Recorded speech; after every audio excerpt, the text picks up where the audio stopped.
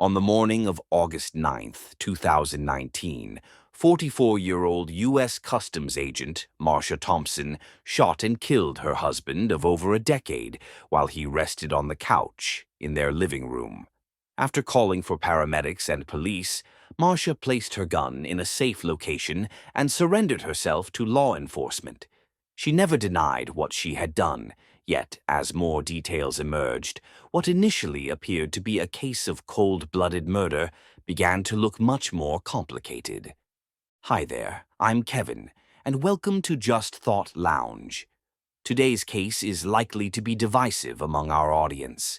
This is the story of a father of two young children who lost his life unexpectedly, and the wife who believed she did what she had to do. Let's take a closer look. It was around 1 a.m. on the morning of August 9th, 2019, when Marcia Thompson was on the phone with her husband, Terry, as he was driving home to their house in Loxahatchee, Florida. Their two children, aged 6 and 7, were asleep in the other room. Terry wanted Marcia to stay on the phone with him to keep him company during his late-night drive.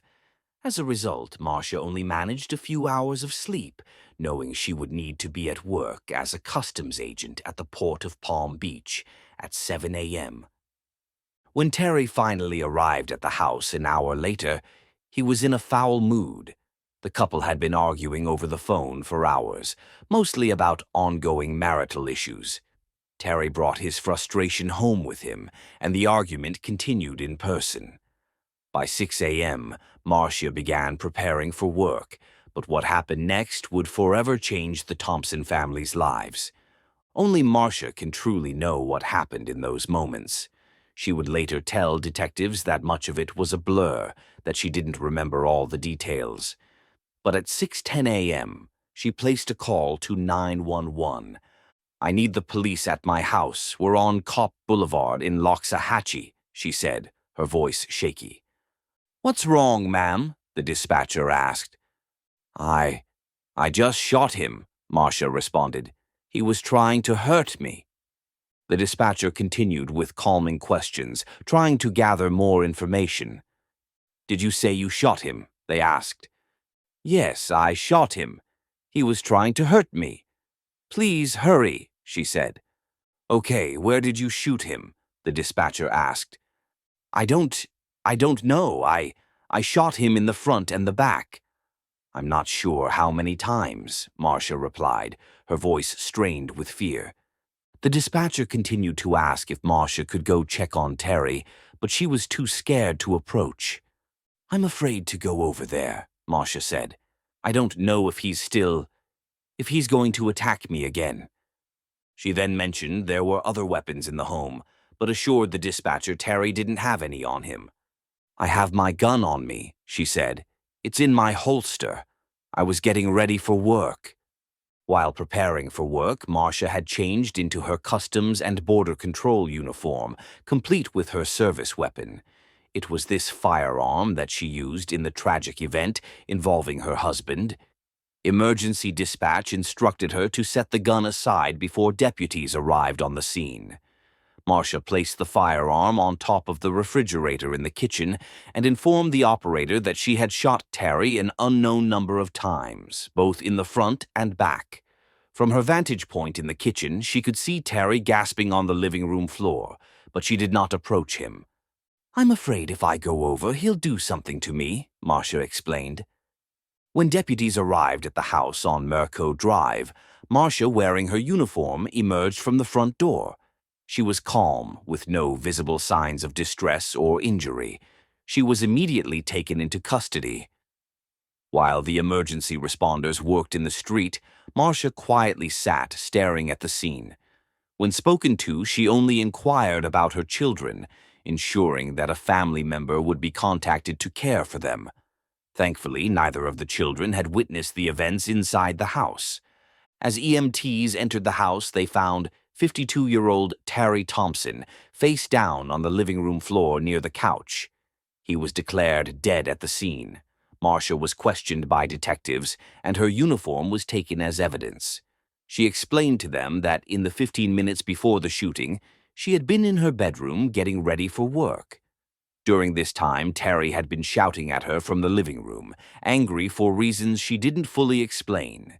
She told detectives that her husband had been verbally abusive for years, and that morning he had made threats to kill her. When detectives asked why she hadn't called 911 when Terry initially threatened her, Marcia said she was scared and thought her phone might have been left in the living room. However, when deputies arrived, they noticed her cell phone was still clipped to her duty belt. She had dropped it outside the house, the same phone she had used to call 911. As Marcia sat in the back of the deputy's cruiser, detectives and crime scene technicians entered the home to gather evidence and verify her account. From Terry's position on the living room floor, it was evident he had fallen from a reclining position on the couch. Next to him were a pillow, blanket, and a laptop, suggesting he had been lying on his back with his feet propped up. The blanket covered him and the computer rested on his lap. Terry had been shot a total of 9 times, with the first 2 shots hitting his chest. As he raised his left arm in defense, a third shot was blocked. 6 additional shots were fired as he fell from the couch. Not one bullet missed its mark. Crucially, all 6 of the shots that struck Terry were fired as he fell to the floor. Deputies discovered 9 caliber shell casings along a wall, and a bullet-resistant vest was draped over the opposite end of the couch. As detectives searched the area surrounding Terry's body, they looked for a weapon. They moved the furniture, checked under the cushions, and speculated that a weapon might be found underneath him. However, when Terry was eventually moved, it became clear that the only items under him were his cell phone and laptop. Though law enforcement did find potential weapons elsewhere in the house, there was no weapon within arm's reach of Terry when he was killed. A second firearm was locked away in a safe, a machete was found in the bedroom, and a golf club rested near the couch. Earlier in the evening, during an argument, Terry had thrown a remote control at Marcia. However, deputies found no indication that anything was out of place in the room. Based on these findings, detectives began to question Marcia's claim of self-defense. With no immediate threat and no weapon in Terry's reach, they arrested Marcia on suspicion of first-degree murder.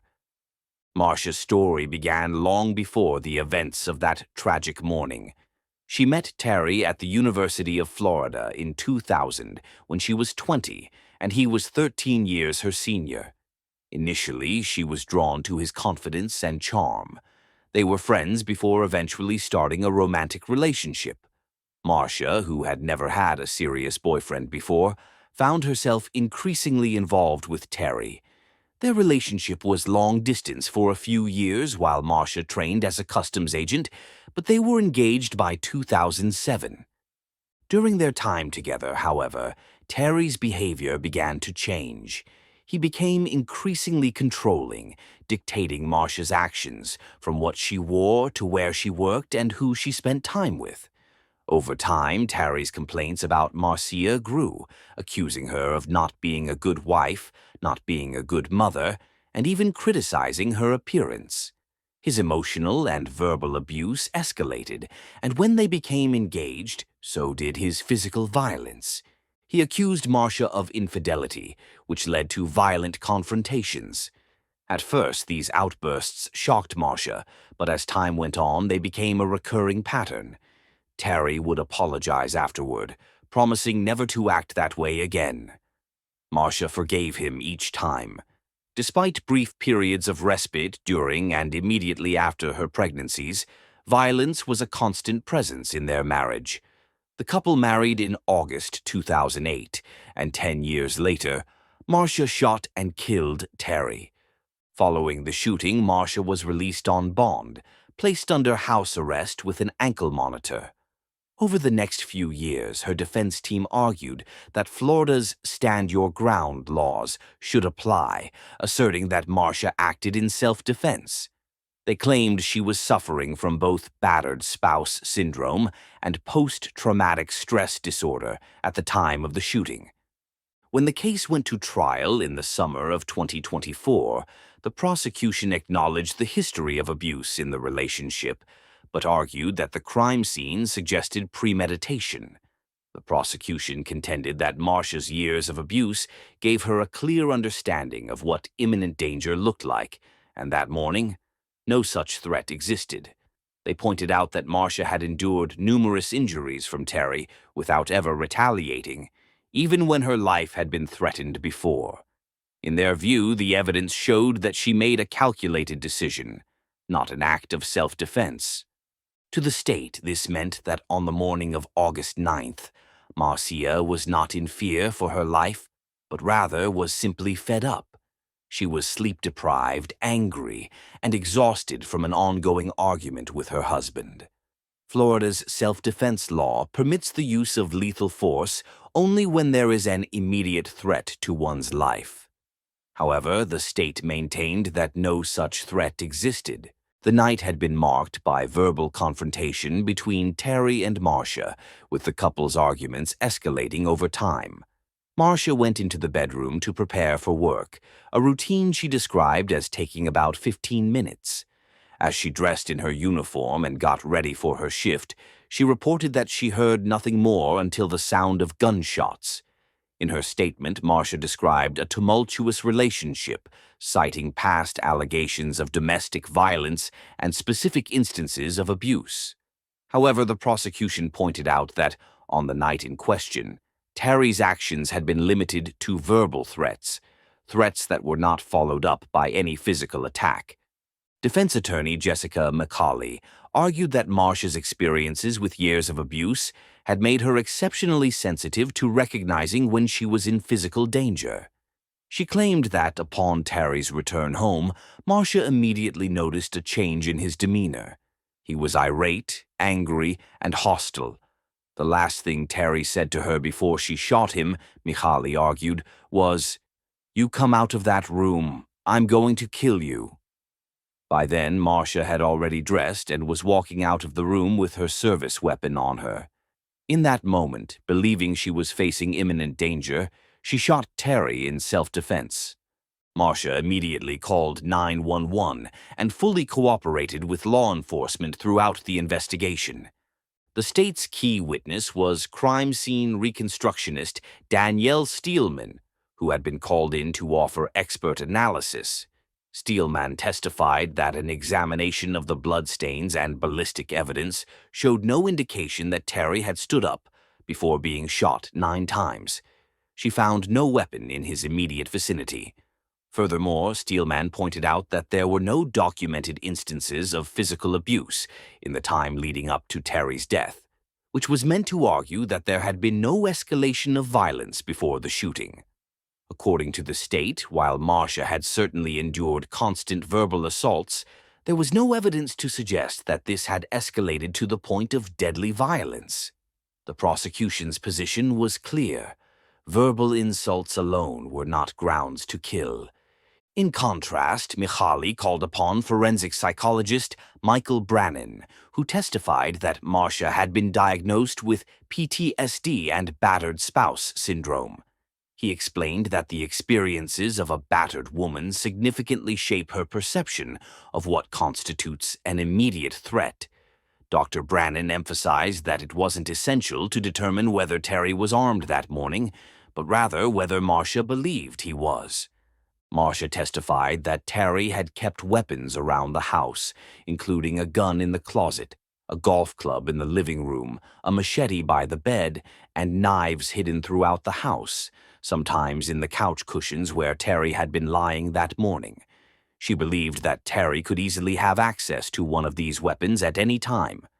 In the weeks leading up to his death, Terry had used these weapons as part of his threats toward her, even bragging about how well hidden the knives were, so she would never find them all. The defense also revealed that despite Terry's constant accusations of Marcia's infidelity, he was the one frequently stepping outside of their marriage. Outside of the jury's presence, Teresa Benton, a former girlfriend of Terry's, testified about a final encounter she had with him. The two had argued, and when Terry became aggressive, Teresa reached for a kitchen knife in self-defense. During the argument, she also called Marcia, leaving her a voicemail, pretending to communicate with her. Teresa's testimony painted a picture of a man who was deceptive, violent, and manipulative.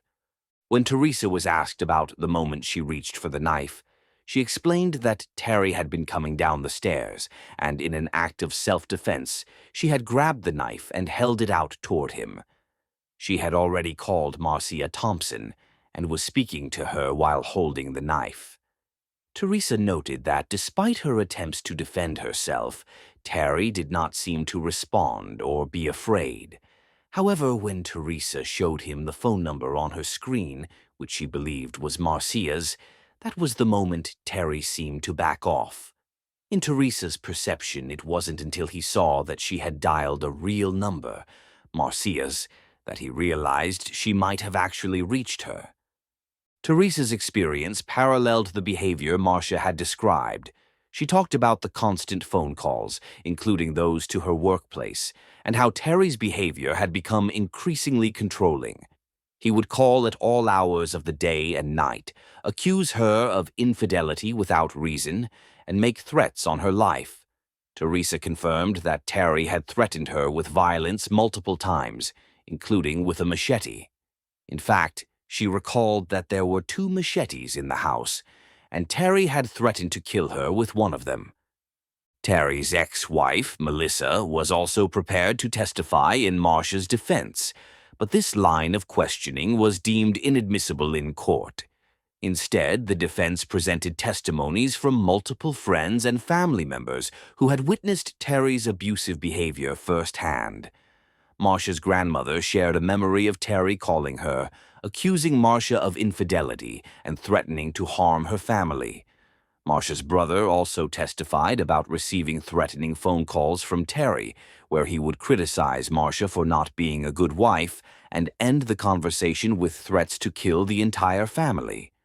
Marcia Thompson decided to speak directly to the jury over 2 days, telling her story of how she became involved with Terry. She described how, at the beginning of their relationship, she had been young and impressionable. Terry was much older, confident, and assertive, which initially seemed appealing to her. As the relationship progressed, however, Terry's controlling nature took over.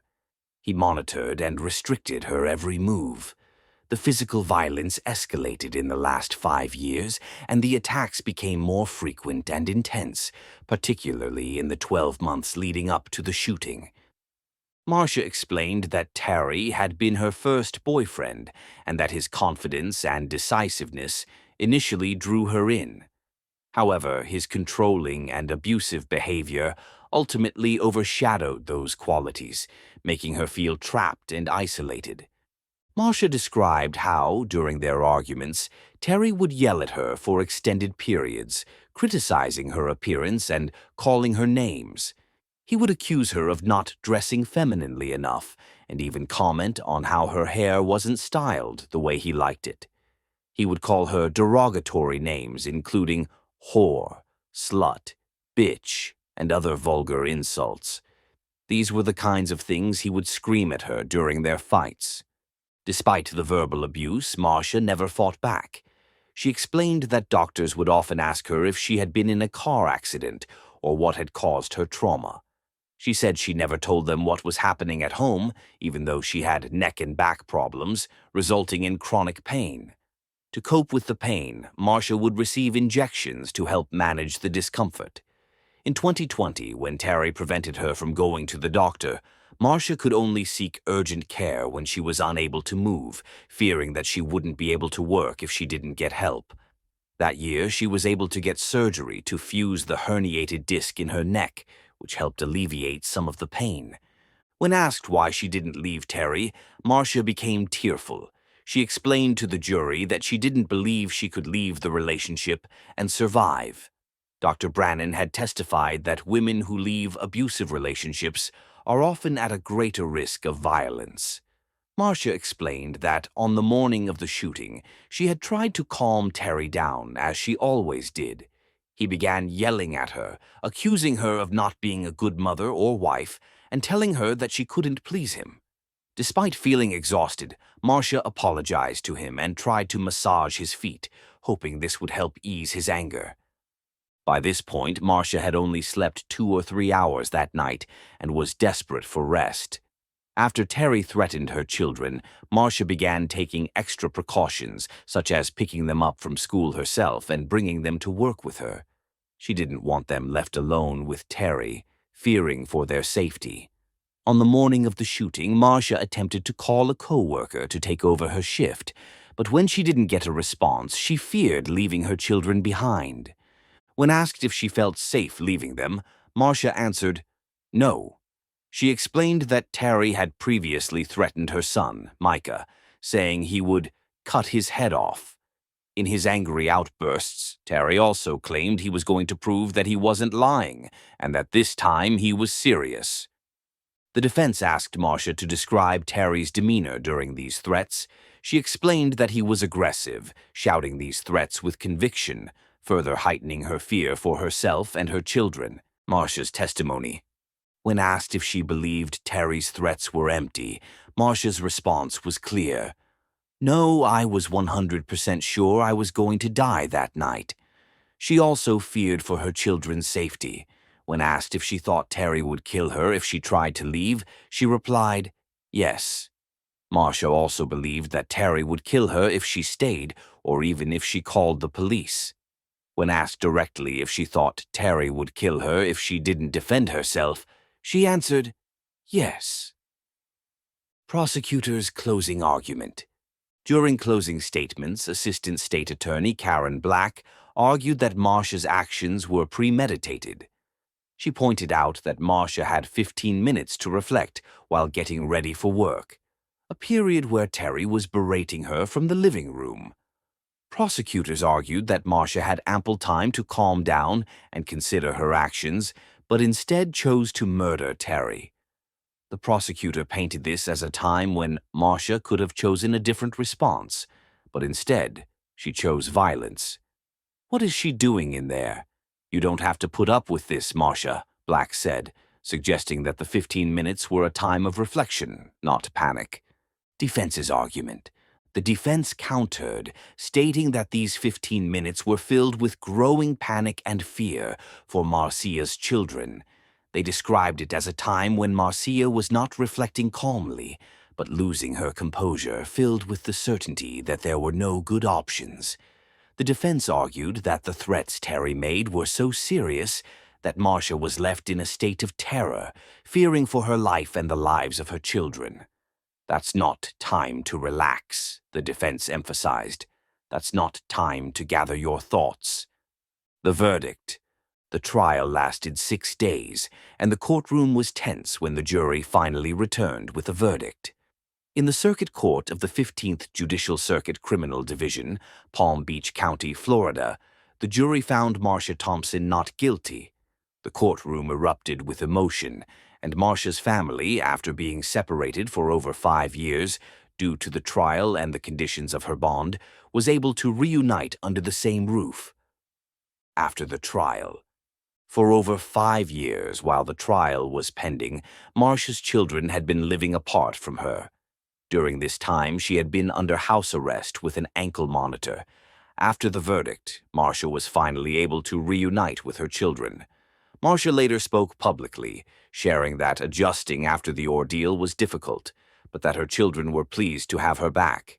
They were all in therapy, working through the emotional scars of the past years. The case of Terry and Marcia Thompson ended in an emotional resolution, but the pain from the years of abuse and the aftermath would forever linger.